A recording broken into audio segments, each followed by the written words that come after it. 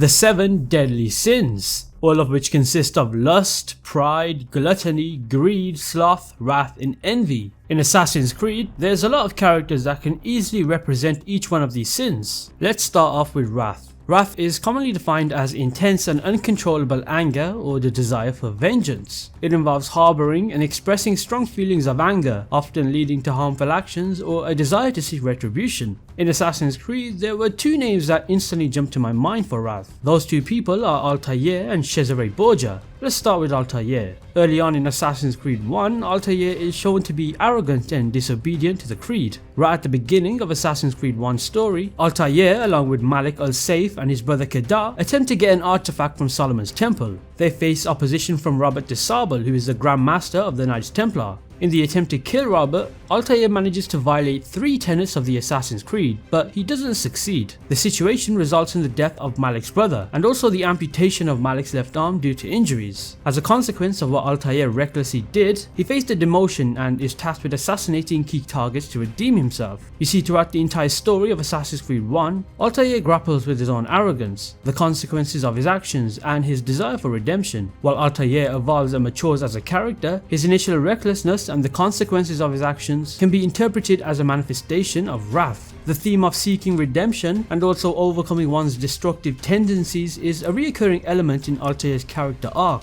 The other character that fits perfectly under wrath is Cesare Borgia. He perfectly exemplifies the theme of wrath through his intense and often uncontrollable anger. One notable incident illustrating his wrath is when he kills his own father, Rodrigo Borgia, using an apple. You see, in a fit of rage and ambition, Cesare perceives his father as an obstacle to his quest for power. He insisted his father give him the apple of Eden, but Rodrigo declined. In the midst of this, Lucrezia entered, claiming their father was trying to poison Cesare. Cesare, being enraged by this, forced the poison apple into Rodrigo's mouth, causing him to suffocate. He then pressured Lucrezia to reveal the apple's location, and she confessed. Cesare Borgia pretty much commits patricide, symbolizing the destructive consequences of unchecked wrath. This act of violence not only underscores Cesare's ruthless pursuit of dominance, but it also emphasizes the personal toll of his anger. Wrath becomes a driving force in Cesare's character, leading to extreme actions that shape the course of the narrative and pretty much solidify his role as a pretty memorable villain within the Assassin's Creed series.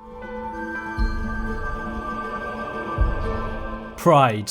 Now, pride is considered by some to be the gravest of all sins. Pride is defined as an excessive love of one's own excellence. While it is okay to take pride in your achievements, it becomes a problem when it turns into thinking you're better than everybody else, or not considering other people. Al-Mualim is perhaps the perfect example when discussing pride. Assassin's Creed 1's villain is of course Al-Mualim, a man that's initially seen as wise and soft-spoken. Al-Mualim's character gradually reveals a strong sense of pride and a pretty intense desire for power. Analyzing Al-Mualim's character, we see how pride becomes the driving force behind his actions, shaping the direction of his own personal story. You see, right at the beginning of Assassin's Creed 1, Al-Mualim is introduced as a respected figure known for his wisdom and leadership in the Assassin Brotherhood. His calm and measured demeanor creates the first impression of him as a wise and composed mentor. However, beneath this exterior lies a prideful nature that unfolds as the story progresses. Now, a clear sign of Al-Mualim's pride is his reluctance to talk about personal matters, or even delve into his past life during conversations.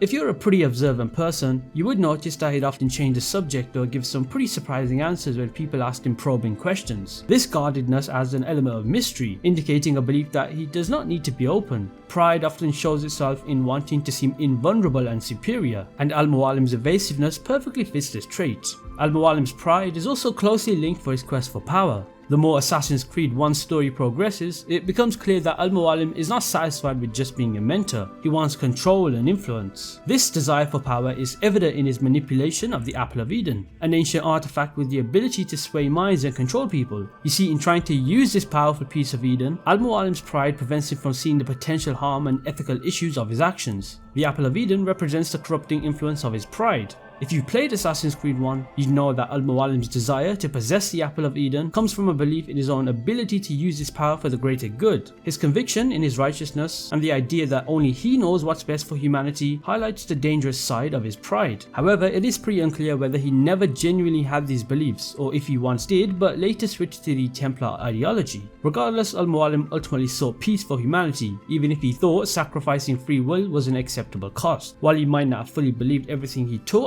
Clayer, his lessons profoundly influenced his apprentice and shaped the future of assassins. Al-Mualim's pride is also very clear in how he manipulates the Brotherhood. Despite advocating for free will and opposing those who control others, he reveals a wish for complete authority. The organization he leads becomes a means to achieve his personal goals, demonstrating a prideful disregard for the principles he claims to support. Lust. Lust typically refers to an intense or overwhelming desire, especially of a sexual nature. It involves a strong craving or passion for someone or something. While lust can be a natural and normal human emotion, it becomes problematic when it leads to inappropriate or excessive sexual desires, often disregarding ethical or moral boundaries. A pretty good example of lust I can think of is Ezio Auditore. In the Assassin's Creed games, Ezio Auditore undergoes meaningful changes throughout multiple games, and the theme of lust, not only just as a longing for physical pleasure but also as a strong desire for different aspects of life, intricately shapes his character. Ezio's story starts in Assassin's Creed 2, where we clearly see his character take a significant change after personal tragedies, from the family betrayal to witnessing his father and two brothers get publicly executed. At first, Ezio is motivated by a need for revenge, and his character develops into a multifaceted individual who wants to go beyond seeking immediate justice. Ezio's connections with women play a very big part in his lust. His relationships in characters like Cristina Vespucci, Sofia Sato, and you may even say Caterina Sforza all highlight his romantic feelings. These love interests humanize him, showing that his wants go beyond seeking justice and revenge. The romantic side of his character adds a lot of depth to our understanding of his personal journey, yet Ezio's relationships also unveil the difficulty in his character. His romantic involvements are not exactly portrayed simplistically. Instead, they showcase the challenges and sacrifices that come with being an assassin. Take Cristina for example. She was the very first love of Ezio that we witnessed. This relationship shows a heartfelt illustration of the risks and dangers associated with being an assassin. Cristina and Ezio share a brief but very passionate romance, and her fate becomes a powerful reminder of the consequences of being an assassin.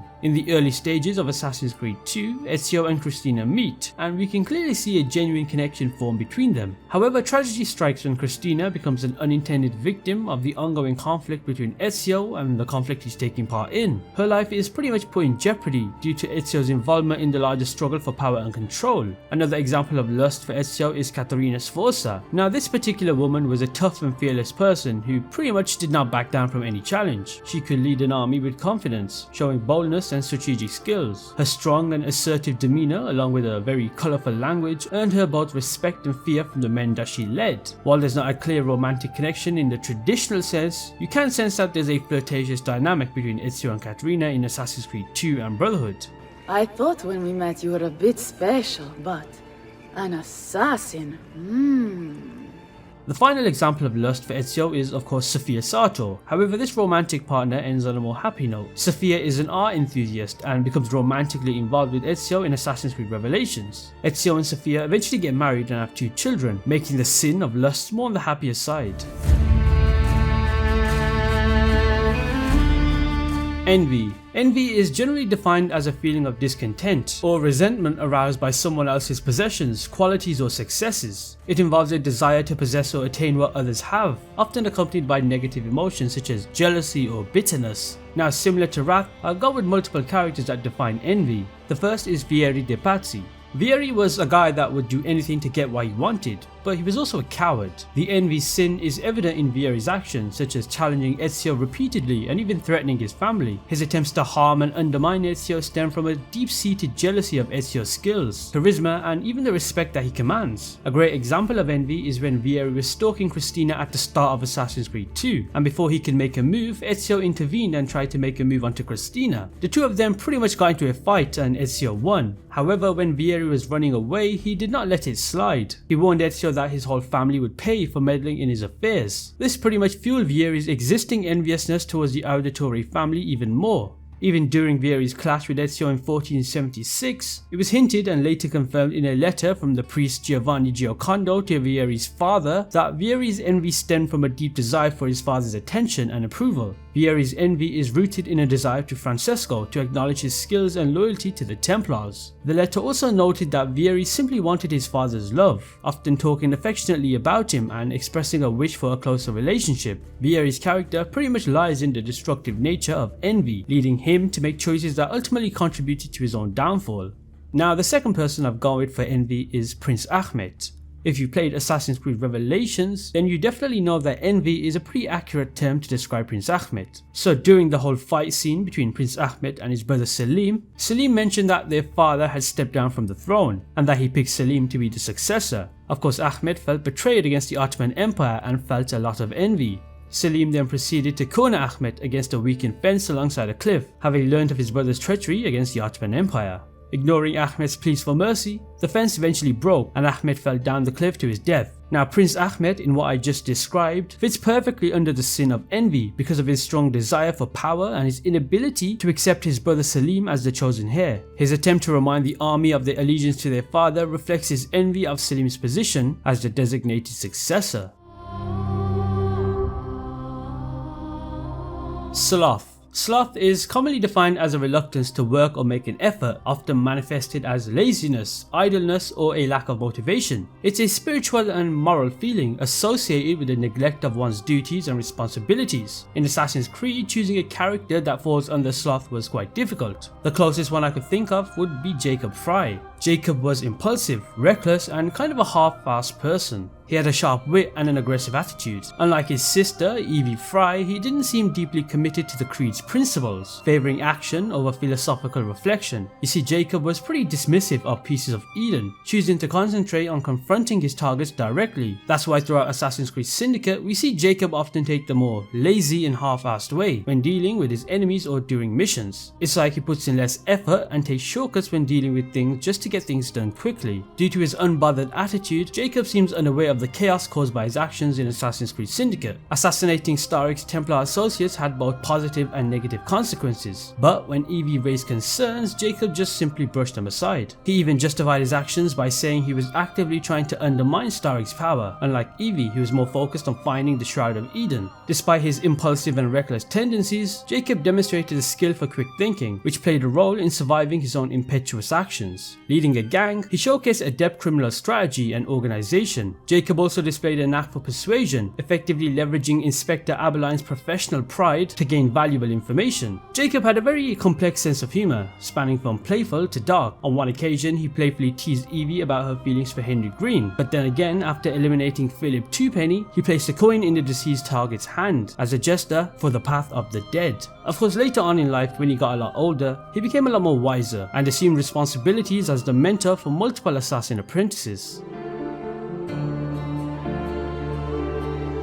Greed. Greed is a strong and excessive desire for wealth, possessions, or power, often at the expense of others or beyond what is necessary for one's basic needs. Greedy people focus on personal gain without caring about what's right or how it affects others. In Assassin's Creed, Rodrigo Borgia is a key character and perfectly embodies greed through calculated actions and self-serving motives. His position as Pope Alexander VI and a high-ranking Templar member allows us to analyze how his character expresses greed. Rodrigo Borgia's character centers on intense political ambition. His rise to the papacy isn't about a sense of spiritual duty, but a strong desire for power, which is why he's included in greed. Rodrigo's readiness to manipulate the papal conclave, undermining the election's integrity, shows how much he prioritizes power over principles. As Pope, Rodrigo has considerable control over the wealth and resources of the papal states. This manipulation of the papal office for personal gain is a clear manifestation of his greed. His influence allows him to accumulate a lot of resources, and he is not hesitant to use them to further his personal agenda. This aligns with the idea of greed, where Rodrigo Borgia seeks to amass wealth and resources beyond what is necessary for the common good. Rodrigo Borgia's true goal was to access the vault beneath the Vatican, believing it housed God.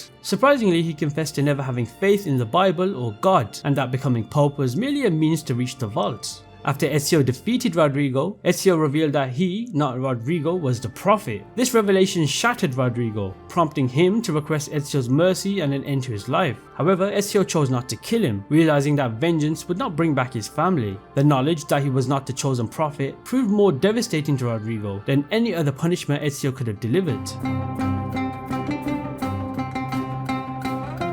Gluttony. Gluttony specifically refers to the excessive or indulgent consumption of food or drink beyond what is necessary for sustenance. It's often associated with overeating, overdrinking, and a lack of moderation in the enjoyment of physical pleasures, particularly related to food and drink. Now, as you can imagine, if we're talking which Assassin's Creed character falls under gluttony, well, I'll be honest, I can't really think of anybody that strongly falls under this term. The only name I can somehow see is Juan Borgia the Elder, aka the Banker from Assassin's Creed Brotherhood. First off, Juan Borgia the Elder from 1446 to 1503 was one of Cesare Borgia's top generals in charge of ruling Rome during Pope Alexander VI's time. He was the first cardinal nephew chosen by Alexander and a member of the Templar Order. In Assassin's Creed Brotherhood, he's known as the Banker, and he managed Cesare's military funds and supported the Borgia family's efforts to control Italy for the Templars. Because of Cesare's strained relationship with Rodrigo's banker, Agostino Chigi, and Juan's cruel behavior, Cesare eventually appointed Juan to oversee Rome's finances. In this role, Juan misappropriated substantial portions of the city's tax revenue to finance extravagant parties and events. These parties were often sexually themed public parties that involved a lot of feasting, which is why I've mentioned him for gluttony. I mean, just take a look at him, he fits the term perfectly. During a few scenes in Assassin's Creed Brotherhood, we can see him feasting away like a fat man, whilst always having a few women around him. While he's not explicitly linked to gluttony, he certainly does exhibit characteristics in the game that suggest a tendency towards excess and indulgence. The portrayal of the Borgia family, including Juan, emphasizes their ambition and hunger for power as they strive to dominate the papal states. In real-life historical terms, Juan Borgia served as a military commander and politician. His active engagement in military endeavors and political schemes might be viewed as an indulgence for power and influence, kind of similar to the idea of excess or greed associated with the broader concept of gluttony.